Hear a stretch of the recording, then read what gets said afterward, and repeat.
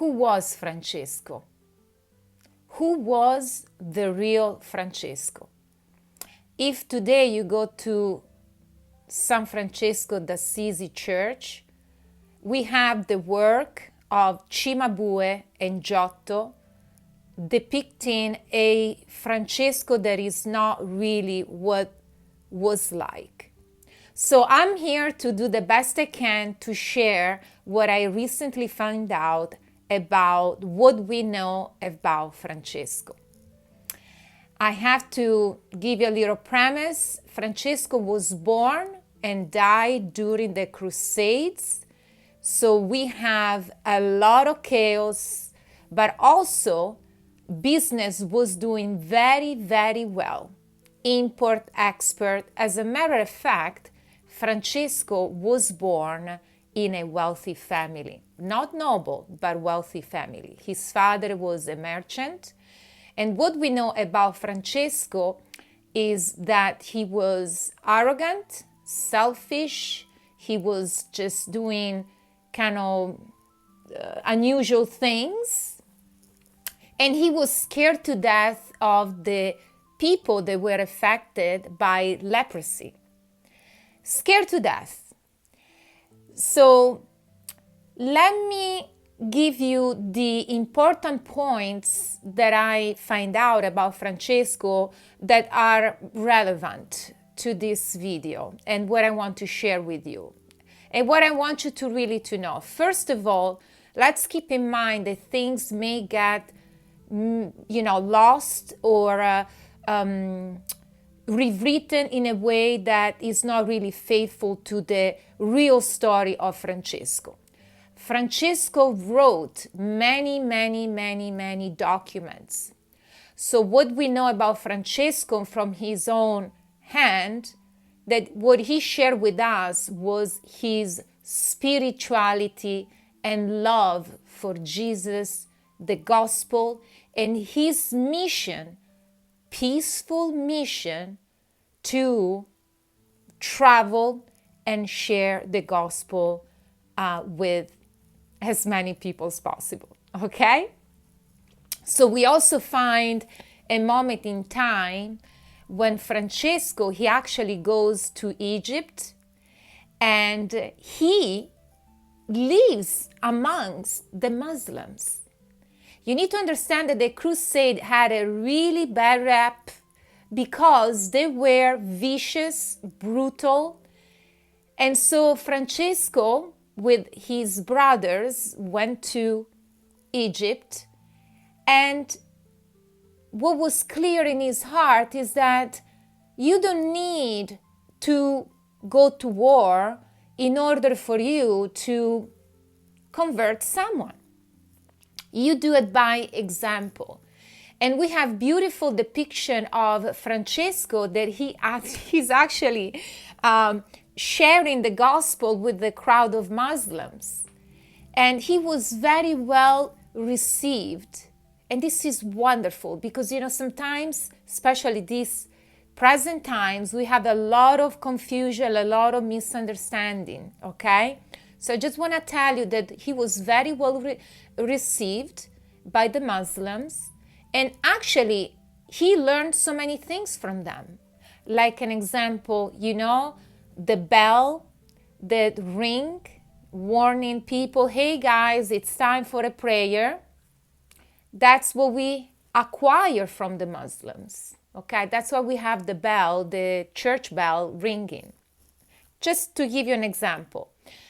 So Francesco knew that in his heart that going in somewhere else country, culture, you have to go with humility and respect. Okay, probably have to make another video talking about Francesco, so just bear with me. And so he never had any problems with anyone. He was just friar, Francescano, frate Francescano, and just being himself. And when someone was approaching him and asking questions, that's when he was able to open up and share the gospel. So he knew that through respect and love and humility, you can actually touch people and have a conversation. But what was clear to him was that you have to live among them and get to know them. Okay? So what we know that he eventually, we don't have a real document that says that, but apparently he met briefly with the Sultan. And what we know is that Francesco and his brothers, they were able to reach the Holy Land, Jerusalem, safe. And this is wonderful. Let me go back. In 1205, that's when in the church of San Damiano, Francesco receives that very first contact with Jesus Christ, with God. And that's when Jesus told him, asked him to resurrect the gospel. Because even though there is the Vatican, there, everybody's like bowing and following orders and all of that, people, they were just disconnected like we are today. Not much of a difference. That's why I'm doing this video, to share the parallelism. Okay? So Francesco, from being a spoiled brat, became an example of real humility, to the point that he took literally the gospel and he lived a poor life. And he suffered a lot. He suffered cold, hunger, and he did some incredible brave things, like renouncing everything he had. So yes, his parents, they were very, very, very concerned about Francesco. Like they even thought, oh my goodness, he went cuckoo. So Francesco at that time obviously couldn't be understood by his parents, by his friends, by the community, because it happened suddenly. Okay? And but that was what was true to him. So he becomes a beggar. But eventually he attracts followers, which is amazing, okay? To the point that even his own closer friend, they decide to donate, to give away, to renounce to the material things, the possessions.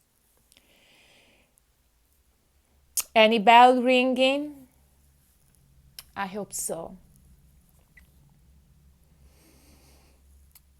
Francesco wasn't an easy person because he was very strict, and he had rules amongst his brothers and sisters that they were very harsh. Like an example, he was walking bare feet, therefore everybody else has to walk bare feet. You were allowed to wear sandals if you were traveling long distances. You couldn't possess anything. Your life was fully dedicated to help others. And everyone was working. Nothing was, there wasn't such thing as money. Everybody was working to build something. Okay? I'm going to do the second part so I can give you more details about Francesco. Thank you so much for being here.